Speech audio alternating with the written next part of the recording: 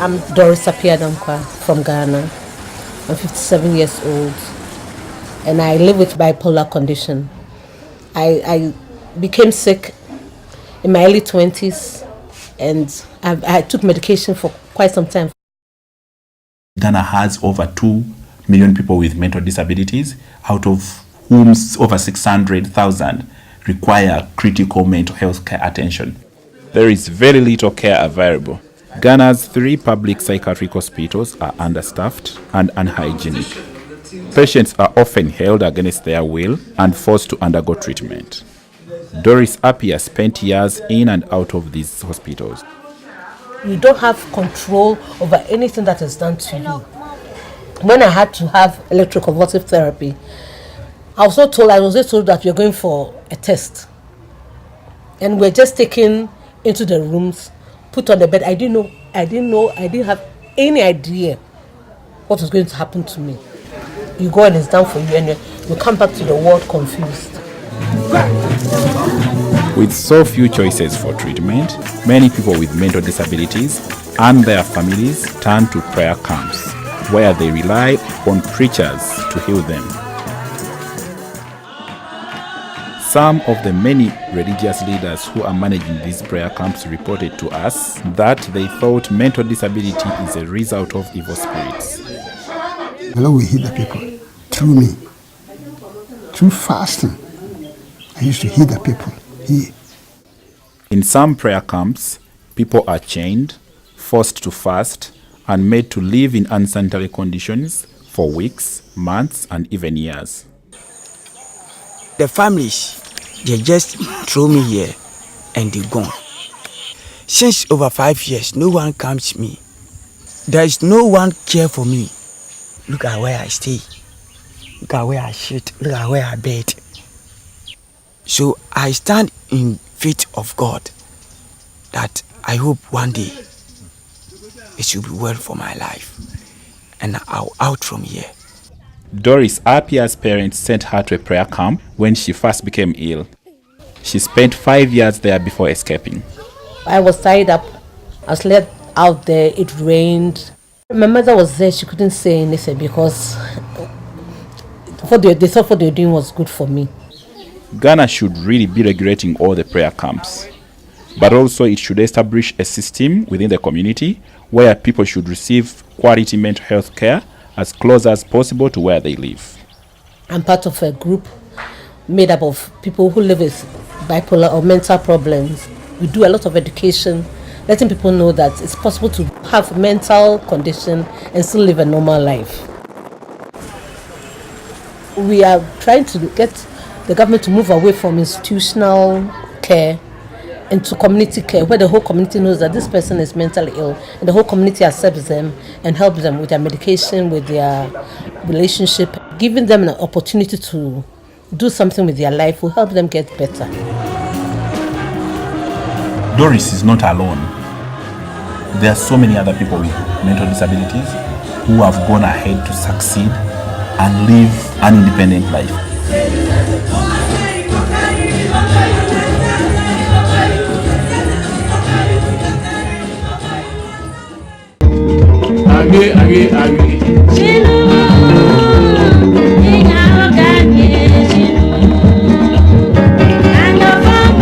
Finally, Madame Irene puts in an appearance. But before she can see me, she has a patient to treat. 26-year-old Grace.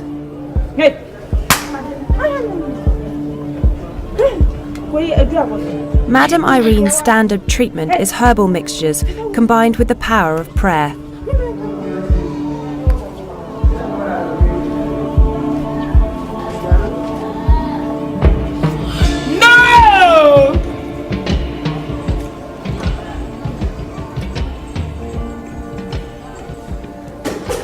How are you feeling?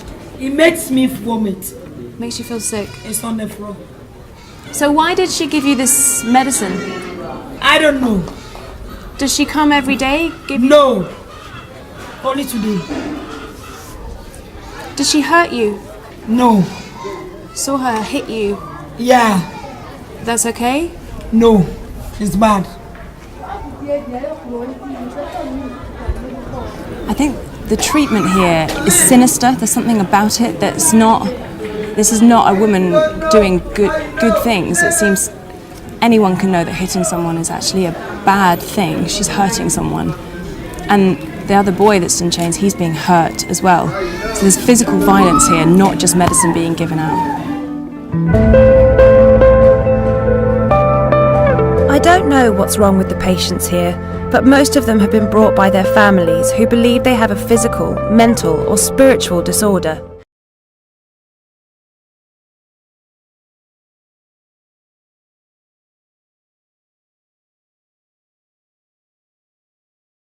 Alberta is not a happy woman. All emotion she had bottled up for some time finally let loose. She is hurt. Her daughter was denied education because of her physical disability. Her 6-year-old daughter's crime was that she cannot walk. Alberta brings out a school uniform she sold for the daughter and tells me her investment is now a waste. See? You go to the wrong area. I'm around your area.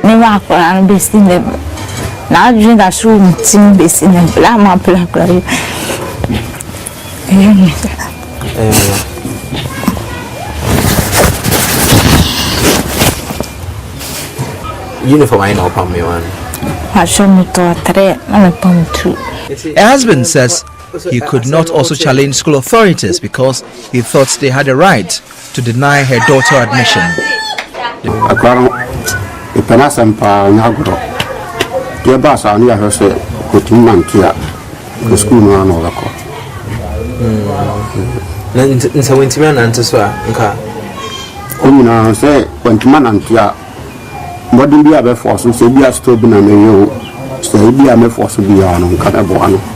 The parents have since been trying to find solutions to make their daughter walk, including buying her crutches.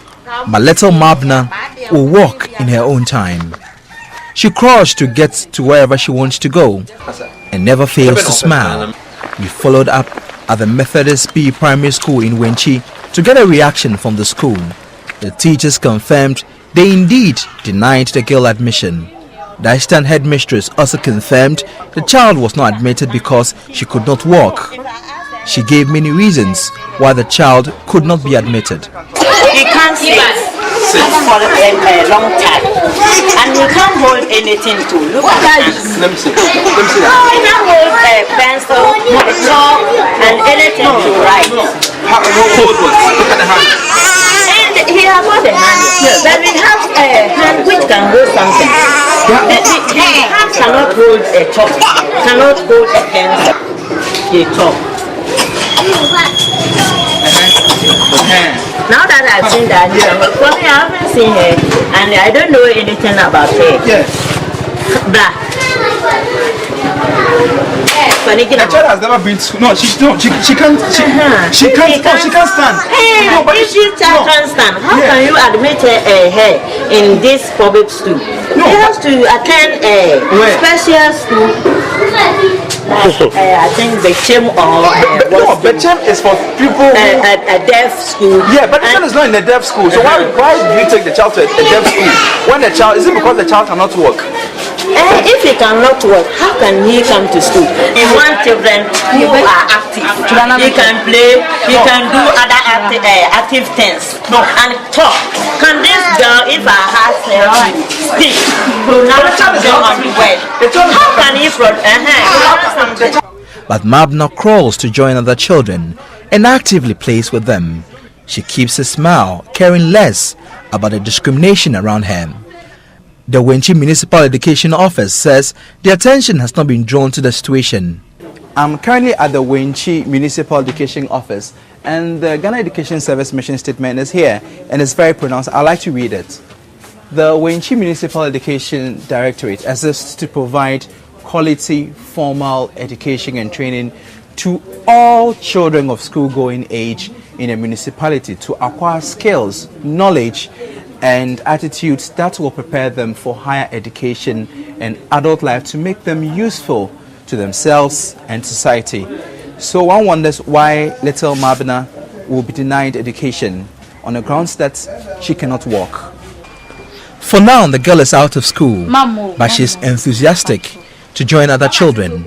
Article 25 of Ghana's Constitution grants children the right to education. Section 8 of the Children's Act also states that no child should be denied access to education, a right Mabna is seeking to enjoy. Jojo Kobner, Joy News.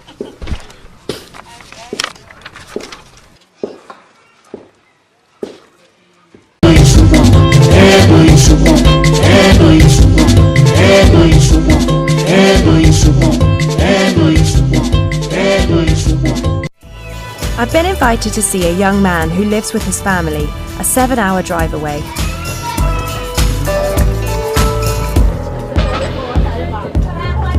Like me, 30-year-old Francis can't use his legs. This is the first time he's been brought outside for years.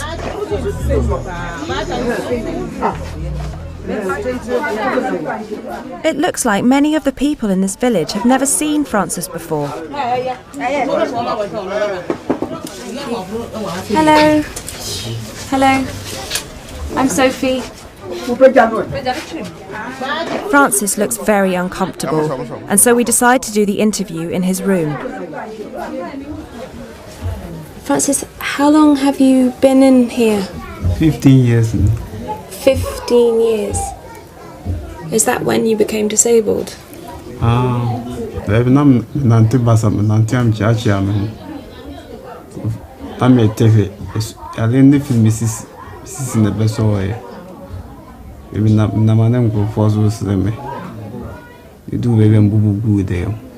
So, why do you stay in here?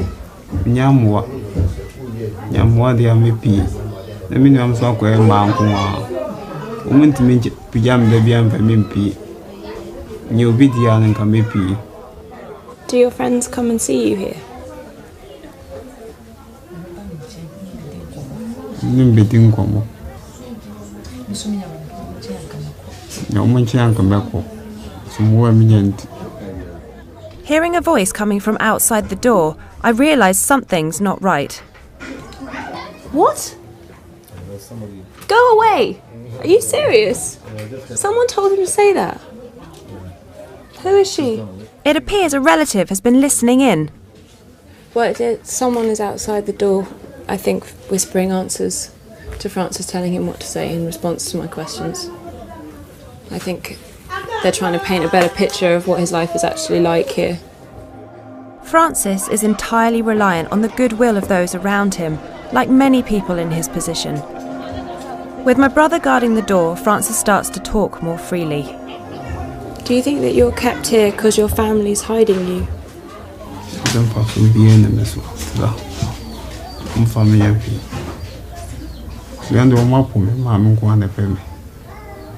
Are you afraid you're going to be here for the rest of your life?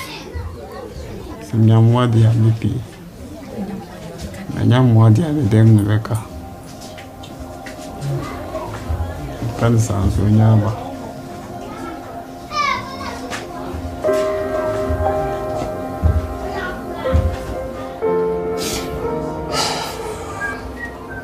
So sad. I've been on bed rest before. I can't compare it, but I was on bed rest for 2.5, nearly 3 years. I had to stay inside lying down. And it was really horrible, it was really hard. I remember feeling really alone and really frightened and really dependent on people, and to try and compare that to this, it's so heartbreaking. This man has just been left to die, really. I just get the feeling that people are ashamed of disabled people, that they aren't human beings, that disabled people deserve to be hidden away and can't have access to the things that they need. Someone could help him, and no one wants to help him.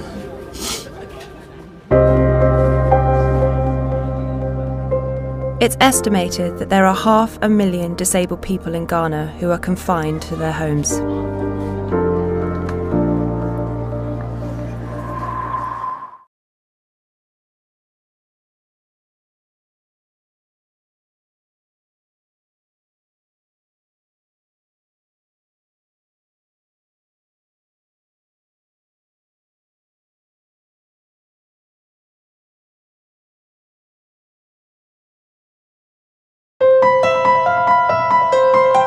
It is important as children with disabilities and as girls to be able to talk.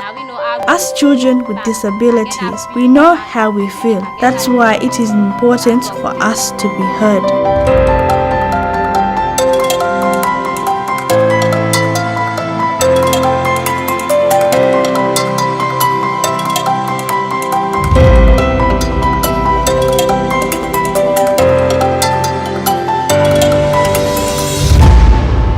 When I got polio, I lost my friends. My parents left me while they worked on the farm. I was alone. Girls with disability in my community who are not at school fall pregnant to men. The men deny responsibility. The girls are left to deal with this alone. Sometimes when I am left alone at home or my friends leave me, I get bullied because I have polio and I am unable to run. On my first day at school, I was not happy because I lived with a disability. I was alone. I was unable to walk. The other children left me alone and went out to play. The toilet at my school is not disabled friendly. There are times when I go there, everything is messed up and dirty. I have to get out of my wheelchair and place my hand on the floor. It makes me unhappy and discouraged. My older brother says to me, Philip, go to school. If you become educated, other community members will realize that even though you have a disability, you can do something.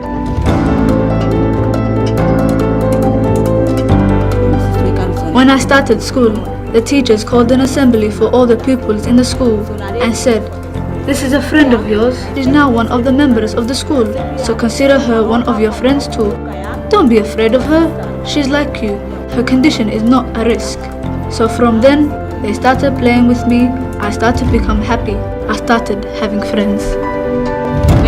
I think it is important with children with disability like the hearing impaired and vision impaired to go to school. That is why they should have training for teachers. When I complete school, I want to be president. I will build houses for people with disabilities so they are not on the street. I will also build schools for them so they can become educated like me. I want to be a nurse. I will treat people with disabilities and I will treat them for free. I want to be a doctor. Once I am educated, I will return to my community and build clinics to treat people. When I am a lawyer, I will encourage and support children with disabilities to get an education so they can look forward to their future. Whether or not we have a disability, we are all human beings. We all have the same human rights.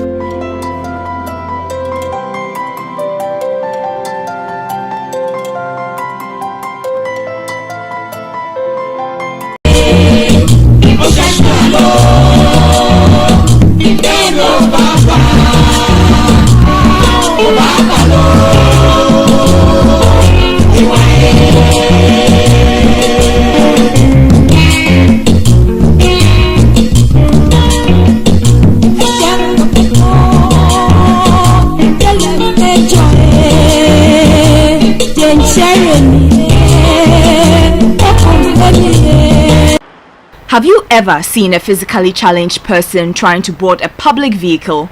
Reliant on his wheelchair, Elvis Alipui says if it is not a taxi, he would have to go to a station.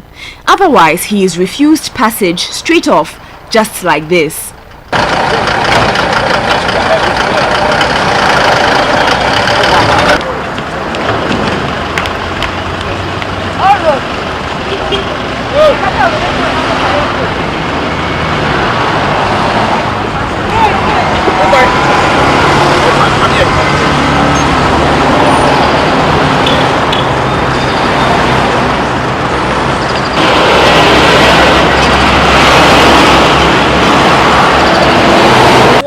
Did some of the mates tell you?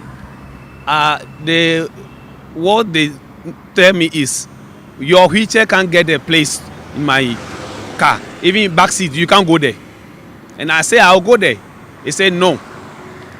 You can't get place for my wheelchair. And the second driver also was telling me they don't open their boots.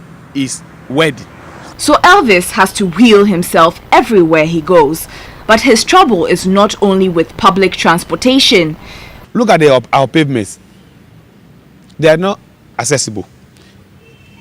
You don't see where you can climb the pavement to cross the streets, and also to pass. Sometimes you in the middle of pavement, AMA mount advert signboard because they are under AMA.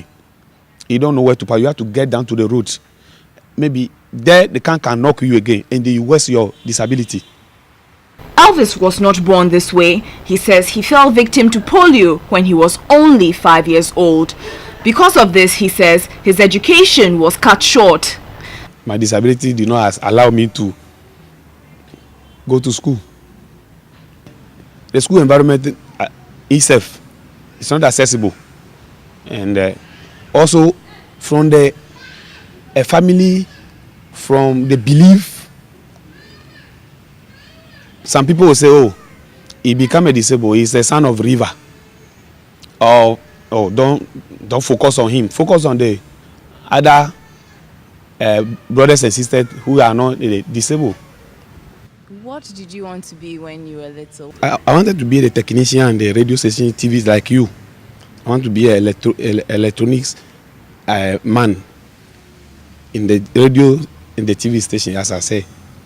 But so you are not a god. So what I propose, it turned to different thing.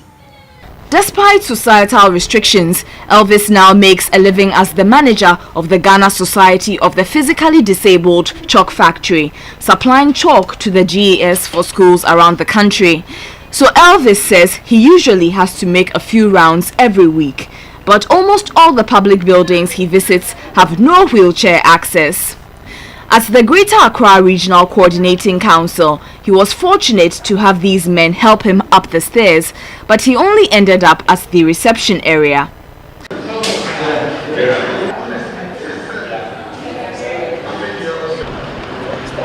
This is how he made his way in and out of the bank.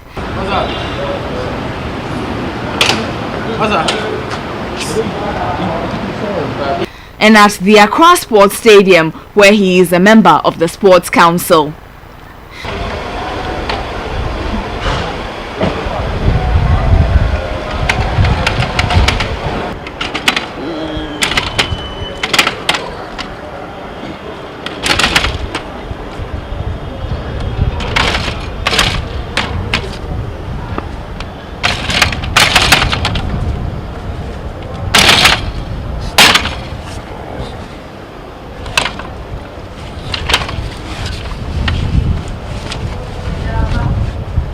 Even though there's a working lift at the stadium, it was locked and it only provides access to this space.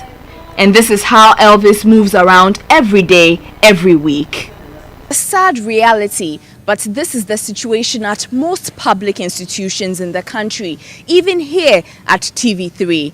If Elvis was a technician here, he would have to rely on people every day to get in and out and about, because even here we do not have accessibility for persons with disability.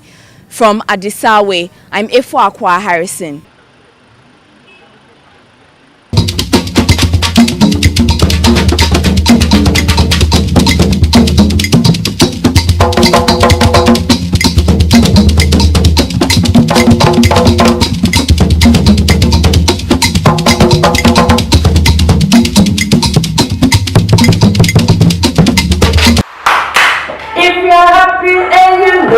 Then you really want to show it. If you're happy and you know it, clap your hands. And Awawa too, it's a true word that means to embrace. Okay, so to Awawa too means, to embrace. We support children with speech and language difficulties. So we have children with Down syndrome, cerebral palsy, and we have some children with cleft as well and hearing impairment as well. Some of them, like we said, they have a lot of issues, not just the speech. They come in and attention is so poor, they can hardly sit for even a minute. Some of them cannot play, appropriately or purposefully, and they need a lot of support. Some of them have poor eye contact, attention skills is so poor, and we try to find other ways of communicating. We believe in total communication, so body gestures, using picture exchange communication. If they can make a request, that's fine. So we look at the totality of the child's, communication. What ways can we support them? Some of our children, when they come here, we assess them. And if they are able to go through the mainstream school, then we provide one-on-one support for them. So we have about 16 of our kids who come here only once a week. 4 days a week, they go through the mainstream, but they go with a facilitator that is being trained by the center. And they are in the classroom to help the child assess as much as possible what goes on in the classroom. And I think one of the things that the center also does, which I believe it's good, is parent training. We believe that the parent is a child's best resource. I think the problem is with the stigma. There's so much, stigma. And sometimes it's very difficult for the parents because they try to hide the kids, okay? And I don't blame them anyway. It takes boldness and acceptance to be able to go out openly and talk about some of these things. So we do that a lot, and we believe that as the children are given the opportunity to grow in an environment with the regular kids in quotes, the regular kids will grow up and learn about a child with disability. And I'm sure that someday when they have the opportunity to be in government office and taking decisions, because they have grown up with some of them, they'll have that experience for them for life. And I think that would really help. If you are a parent of a child with autism, it's like you are at the war front. And there's never a dull moment. There is absolutely never a dull moment. I have a beautiful daughter. I see her just differently able.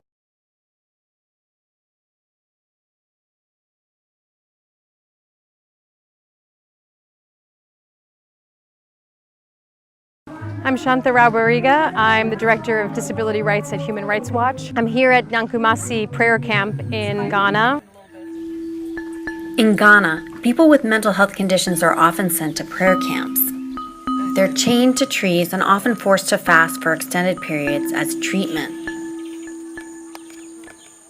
But the Ghanaian government is finally starting to break the chains. So we're going to go now to a spot where I met a man about 50 years old or so who was chained to a tree for 9.5 years. This is the exact spot where I met him in April. In June of 2017, the Mental Health Authority came here and actually took the shackles off, sawed the shackles off of the more than a dozen people who were still here. Effective 10th October, it becomes illegal to put anybody in chains. Anybody who stigmatizes against the mentally ill has committed an offense by virtue of the law. Ending shackling is a good start, but the government should invest in mental health services so people can get help in their communities.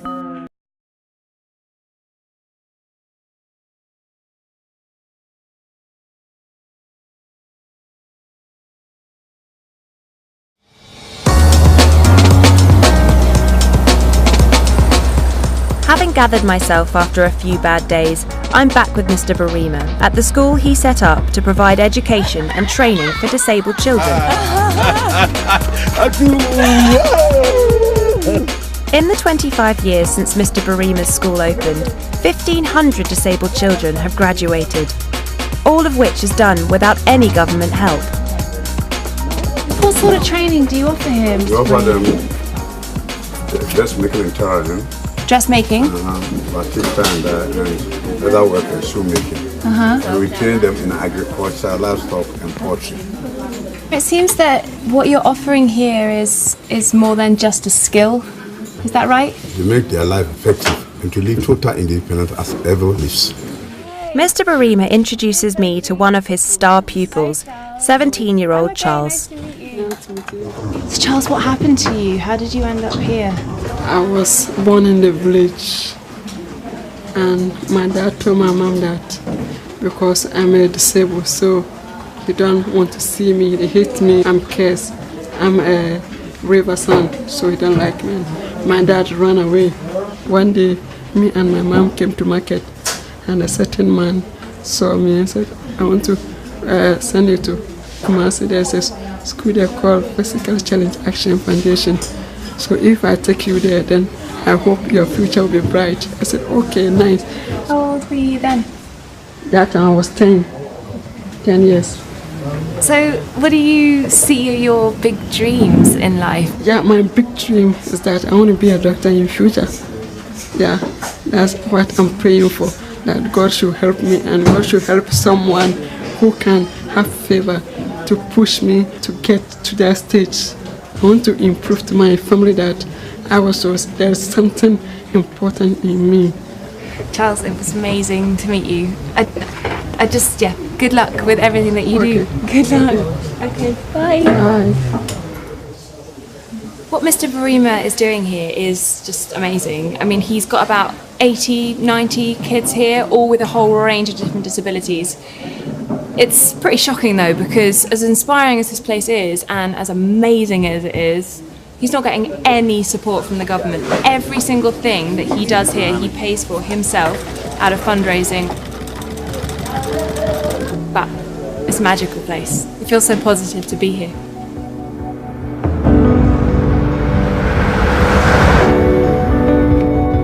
On my way back to Ghana's capital, I stop off at the Orthopaedic Centre, where Sister Elizabeth and her team are helping another group of disabled kids.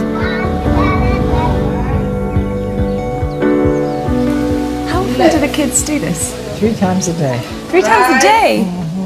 You keep them busy. Morning, afternoon, and evening. Okay, children. And after my visit to the river where children were left to die, there's one girl in particular that Sister Elizabeth is keen for me to meet. Look at you, Princess. Oh. Who is this? Blessing. Blessing. She was disposed of when she was born. This child was left when she was born, and her parents wanted her killed. So they brought. So a woman has taken her, and she said to them she was a curse, but to this lady she's a blessing. So her name's Blessing. And now she lives here. Yeah, she's here for a few months. We're trying to get her on her feet. Can you come over here? Can you go fast? Hey!